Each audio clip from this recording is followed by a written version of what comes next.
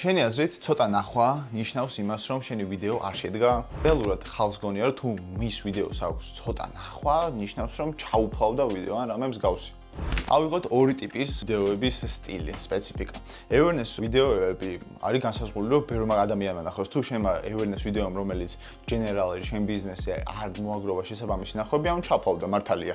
მაგრამ, როდესაც ჩვენი ვიდეო ელაპარაკება კონკრეტულ ვიწრო აუდიტორიას, მაშინ ლოგიკური არის, რომ ცოტა ნახვა ექნება. მაგალითად, ჩემი კომპანია რაღაცა ვიდეოს დებს და ვამბობთ, რომ ფლობ სამშენებლო კომპანიას ანუ რამდენი ადამიანი ფლობთ სამშენებლო კომპანიას, აბა დამიწერეთ კომენტარებში. Რა თქმა უნდა, შედარებით ვიწრო წილი არის, მაგრამ ჩემ იმ awareness ვიდეოს, რომელიც მაგალითად გავიდა 200,000 ნახვაზე, რავი, რა შედეგი აქვს? კონვერტაცია 0. და როცა 200,000 ადამიანმა ნახა ჩემი sales ვიდეო და აქედან ორი ახალი მომხმარებელი შემოვიდა ერკოში, რეალურად წარმატებული 200,000 ნახვა იყო და არა ის 200,000, რომელსაც, არანაირი შედეგი არ ქონია.